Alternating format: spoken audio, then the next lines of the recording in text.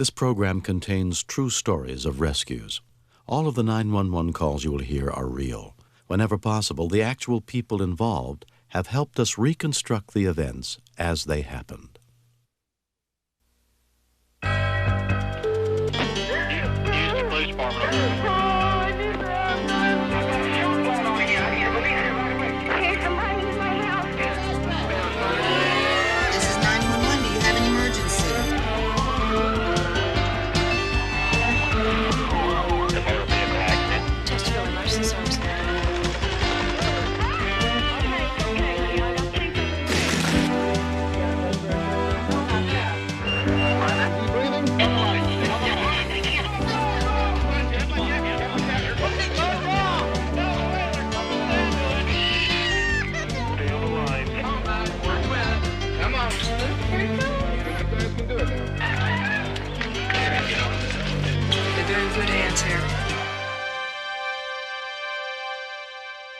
For all of nature's beauty, there's another side that can be unpredictable, destructive, even deadly, as people throughout the Midwest discovered early in the summer of 1990.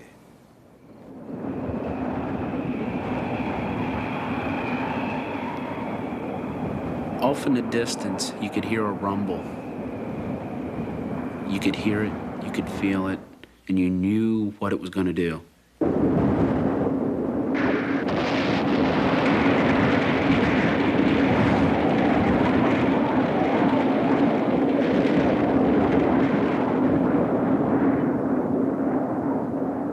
I could hear the trees getting crumbled, like there were giant hands that were just wadding trees up.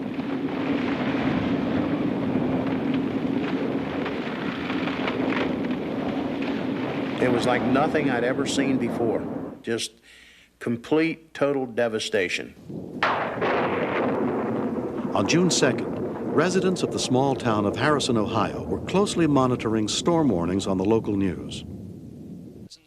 Watching the news together that night were John Payne and his wife Kathy and Doug Newscable, a friend and fellow firefighter.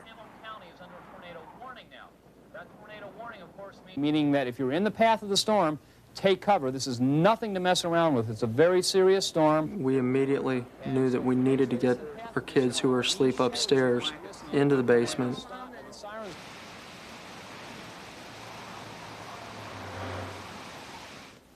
I went up to the kitchen to call my mom and to tell her to come up to my house because they didn't have a basement. Her mother and two younger sisters lived a half a mile away. She said no, that there wasn't enough time, that she would wake the girls up and they would take cover. Okay, sweetheart. You got a flashlight? Yeah. Tornadoes are very dangerous because they move very swiftly and you have a very short amount of time to react and to move to a safe area. In that time period, our pagers had gone off, and Doug and I then left for the firehouse. As the storm worsened, off-duty firefighter Rob Haynes was also called down to the fire station. And the wind was unbelievable, and the rain started coming down real hard. Then off in the distance, you could hear a rumble. It was like a diesel train pulling a long hill. And we saw a black column, a black formation, like a black cloud, just moving across the southwest end of town. And all I could think of was, you know, this is it. It's really happened. When we continued. And I said, let's get under the table for protection. And the lights went out. Mom, where are you?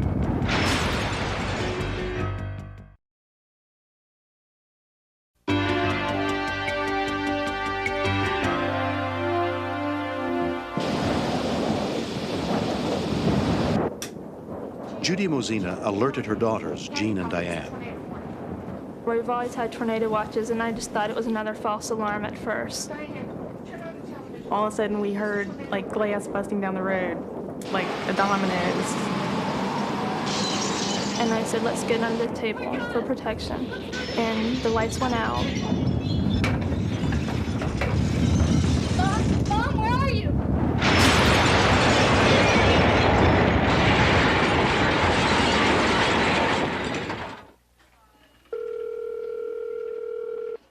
911 emergency dispatcher Madigan. I think we got hit with a tornado.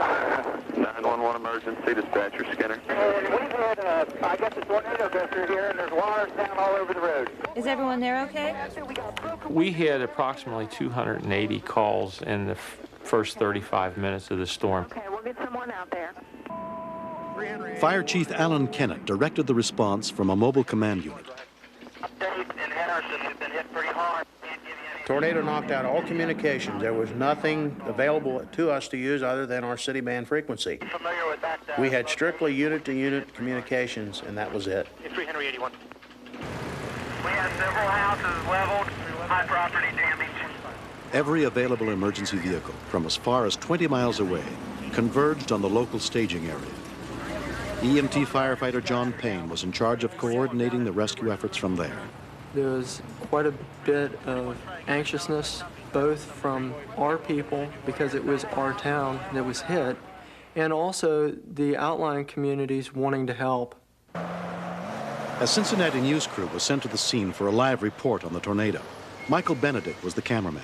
When I arrived, it was really kind of an eerie quiet.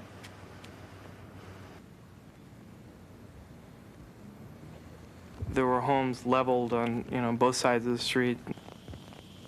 I walked past this one house, and the house had been completely leveled. I mean, there was just maybe 2 walls standing. As I walked around the back of the house, the phone started ringing. It was amazing to see how much damage a storm like that could do. We came to a dead stop because there were poles down. There was a transformer in the street, and the first thing we saw was this pile of rubble that used to be a house, and these 5 people stood up out of it. A possible house completely demolished. A tornado can hit in a heartbeat, and that's the thing probably that was the most difficult for us to handle, how we went from just a normal summer storm to this kind of disaster. I came to a house that had been hit, and then half of it was completely gone, and the other half was leaning real bad, and I thought I heard something. So I reached over and I turned my radio down, and I called again, and I heard a faint voice, a woman's voice. And I thought, oh no. So I called again, and I asked them where they were. I said, where are you? And she said, we're in the kitchen. So I radioed to the chief. I said, I have 3 people trapped in this house, and he asked me where I was. And I thought, I have no idea. It was just so confusing. There was no way to tell where you were that night. North State Street.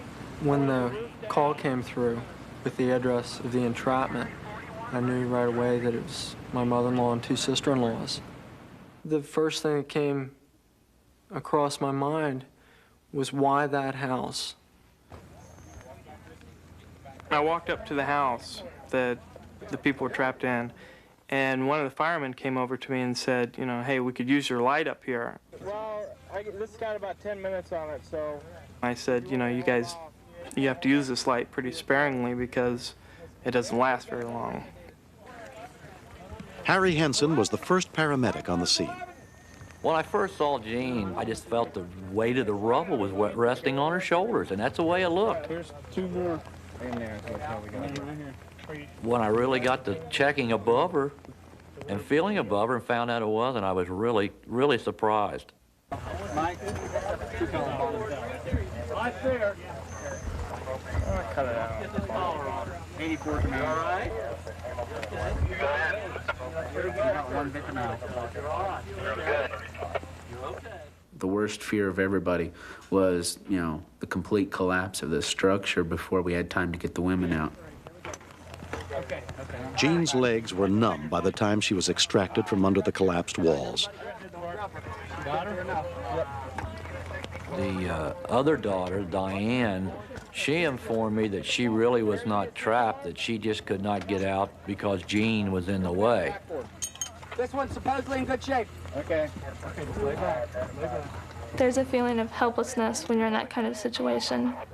I've got an EMS unit down here. My main worry was Jean, because I didn't know if she was paralyzed, and my mom, because my mom was still stuck in the house. 1 hour after the tornado hit, Judy was still buried under thousands of pounds of wreckage when her son-in-law, John, got to the scene. in just a matter of seconds, they called and needed somebody to go into the back to assist the paramedic inside. I immediately took the initiative to go. We decided to try the airbags at that time. If we tried to remove all the debris above her, that it was going to take a while. But we felt that we might be better off trying to lift it from underneath.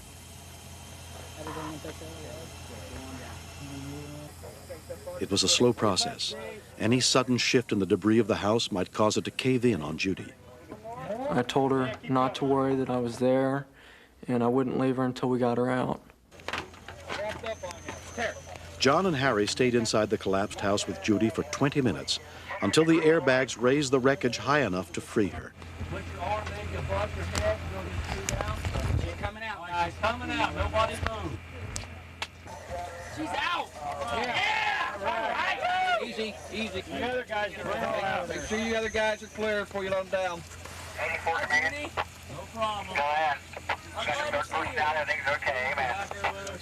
Nice job. It was overwhelming. I mean, you know, there were people there with tears in their eyes. Everything that we do week in and week out in drills and training, it gets monotonous. But at some time or other, it pays off, and you use it, and it all comes together. One of the worst fears a firefighter or an EMT has is to come on a scene and have it be his own family. That was probably the worst part of the whole thing. Harrison was devastated by the tornado that night, but no one was killed. I had no idea that it had been that bad. I just thought things in the house had fallen on us, and maybe a wall or two fell down. I had no idea that the whole house was completely flattened. 1 month later, the Mosina family has already begun rebuilding on their old site. And although 20-year-old Jean is recovering from a broken back, they know it could have been much worse. When I think that I lived through a tornado, I feel very lucky to have made it through. I feel that it was a team effort that night, that there wasn't just one person that rescued us. I feel that it was the whole rescue team that deserves credit for it. The Mosinas will never again live in a house without a basement. They've been deeply affected by what they've been through. Every time a storm comes by or a black cloud, you think, how bad is this storm going to be? And you watch. You don't go on with your normal life like you did before. We're indebted to a lot of people for all the help that they've given us. Every time I walk in a firehouse, I think of how much I owe my fellow firefighters for what they did for me and my family. Next. She wasn't reacting, and it was the scariest moment of my life. Like, please come back. Anybody call 911?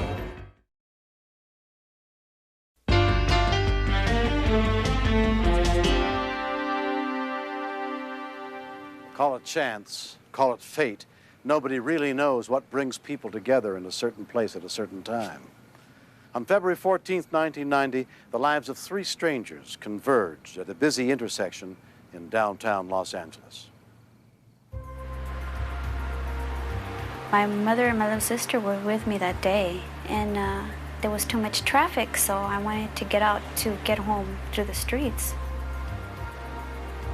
I normally wear my seatbelt. I just took it off that day for some reason or another, and I didn't want to wear it. My mother was wearing her seatbelt, though, and my little sister knows she has to wear her seatbelt because I always make her. A few cars behind Stephanie Araujo was businessman Ray Abu. I was on the freeway going to Hollywood, but the traffic was really packed, so I had to get off the freeway on First Street, and I hardly really do that. I never get off the freeway. But I don't think it's a coincidence, because why it happened and how, when, it's amazing. It's something that's not really just comes out of nowhere. It happened for a reason. There was about a couple of cars in front of me just before the Civic Center, and all of a sudden I saw a car swerve on the lane on the oncoming traffic, he just went straight in the lane. He couldn't control his car.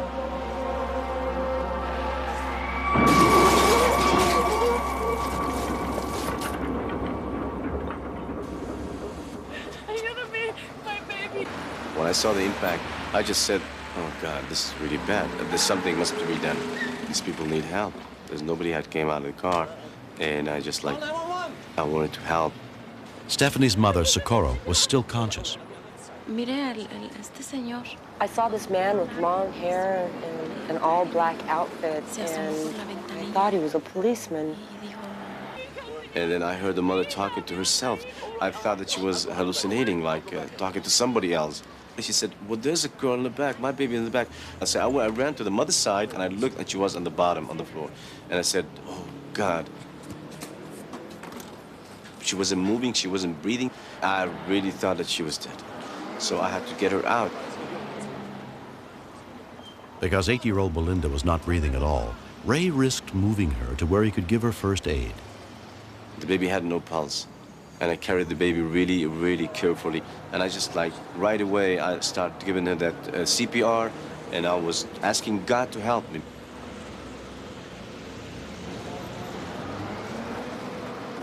A passerby called 911. Police and paramedics were immediately dispatched. I knew that the help is going to come. Any minute it's going to be there. But she wasn't reacting, and it was the scariest moment of my life.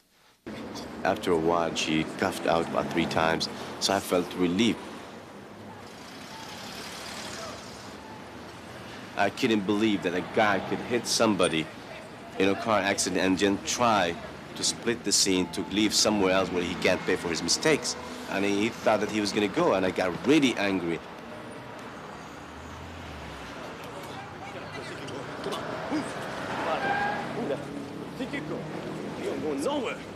I brought him back to the scene, and I told him to sit down. I didn't treat him nice because I had a lot of anger inside of me after I knew that he was drunk, and he could like destroy a family in 1 single second.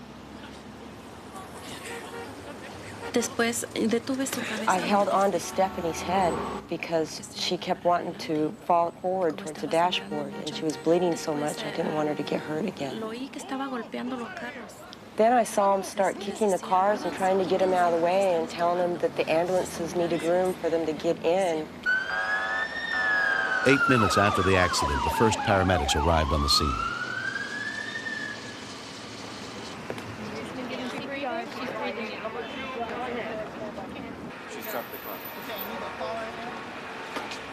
"19-year-old Stephanie was still unconscious behind the wheel of her car. While paramedics treated Stephanie and Belinda, police officers began investigating the accident, including motor officer Stanley Morishima. You don't find too many citizens nowadays getting involved, so I think he did a fantastic job, and it really made our jobs a lot easier, and I just wish there were more people like him around.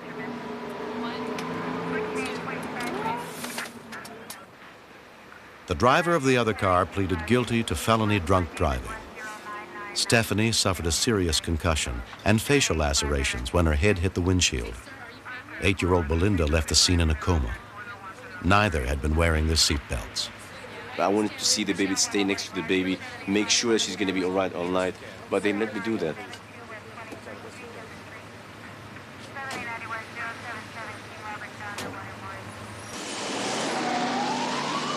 Stephanie spent a week in the hospital. Her little sister Belinda underwent emergency brain surgery.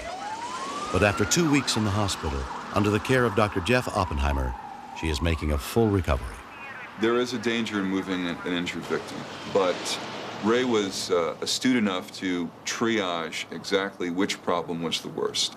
In Belinda's case, she was unconscious in a moderate coma, so I think there's a high likelihood that Belinda would not be here right now if Ray had not intervened.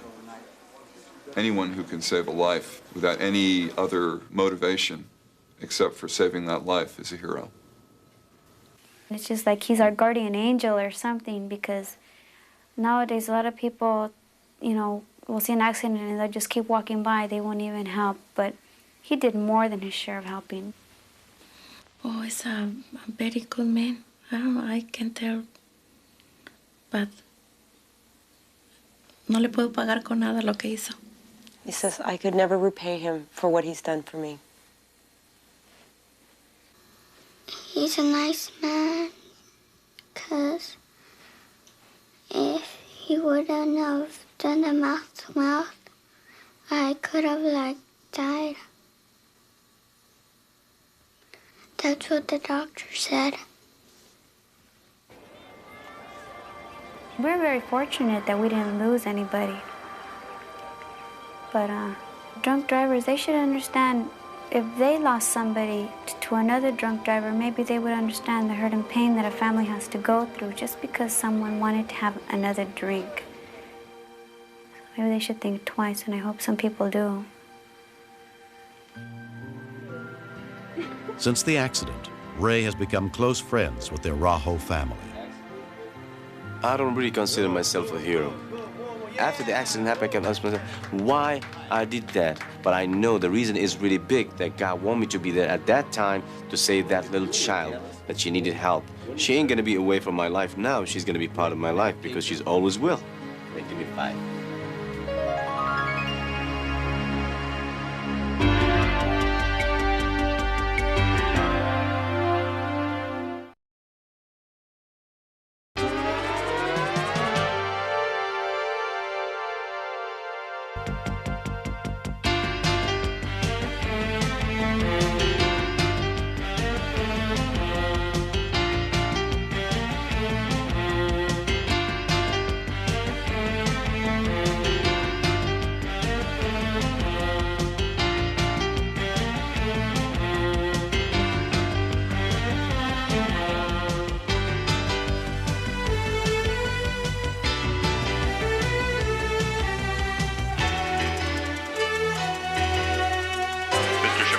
Step out of the car, please.